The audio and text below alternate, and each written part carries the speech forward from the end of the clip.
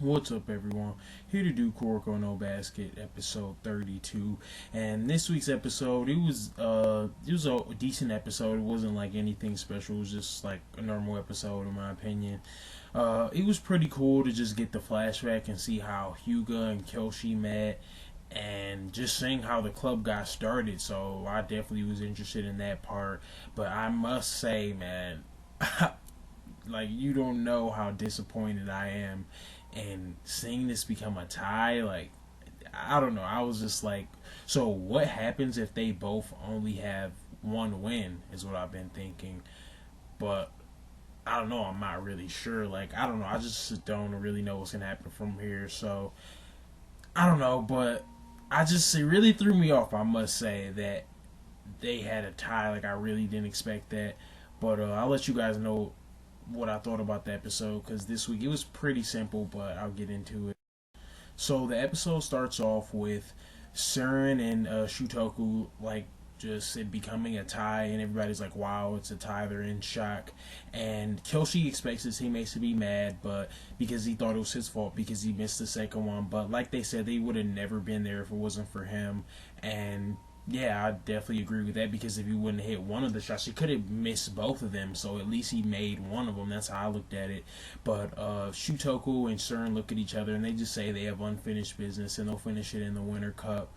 So yeah, hopefully Surin can advance to the Winter Cup so we don't have to worry about that. But right after that, we go over to Midorima and he meets up with Kisei and Momoe, and Midorima talks about how the Siren actually has a really hard matchup next because they're facing one of the uncrowned kings. And I must say, like, if the Generation of Miracles are giving the uncrowned kings credit, like, he must be pretty good. Because Kyoshi, he seems good, but I obviously know with his injury, he's not as good. But, like, to be getting, like, their respect from them, I don't know, I figure they have to be really damn good. So I'm pretty interested to see, like, what a lot of the other uncrowned kings are capable of, and what this guy is. Hadama Mime, I think his name is. Don't quote me on that, but it's something similar to that. But after that, Kuroko meets up with them, and they just have like a little comedic moment, and yeah, that's all it is. And Kuroko and Midorima just talk to each other and say that they'll meet each other later and they'll settle it in a little bit. So right after, we have Hyuga going into the locker room, and Kyoshi's still in a little bit of pain, and Hyuga tells him he doesn't want him to play in the Kurosaki Daiichi game. And yeah, he was like, you're not going to tell me what to do, like, I will play. Like, he wasn't like aggressive or anything, but he said that this may be his last year, and that was huge news to me. I was like, no, what do you mean? Like, we just got Kyoshi back. Like, I hope that, like, there's something he can do to, like, keep playing, but it doesn't look good so far, I must say.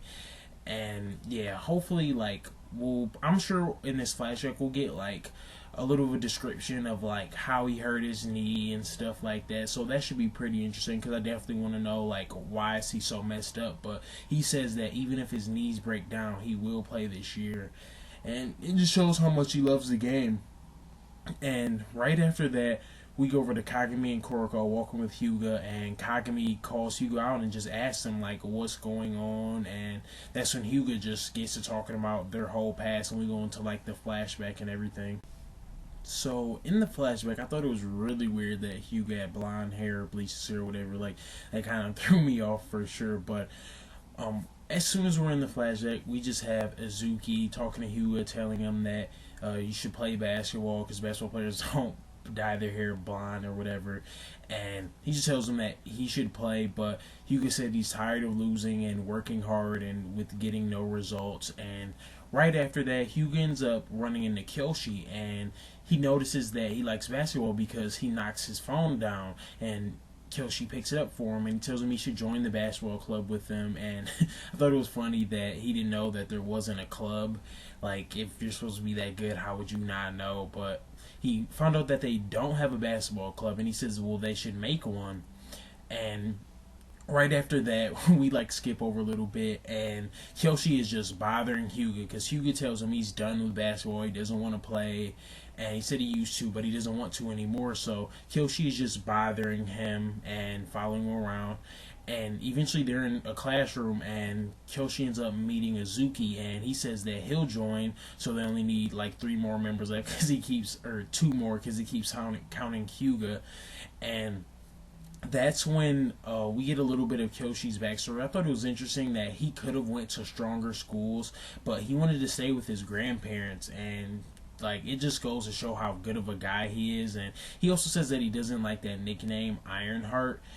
And right after that, we have Kogane and Mitobi come in, and they want to join, and Kyoshi doesn't mind. And another interesting thing that I found out about Kyoshi is how Azuki, like, he expects him to be more laid back, and we find out that, like, he isn't laid back because he wants to win, and he likes working hard and becoming better at basketball. And yeah, I thought that was really cool. And after that, we find out how they got Riko, or how they even got her interested.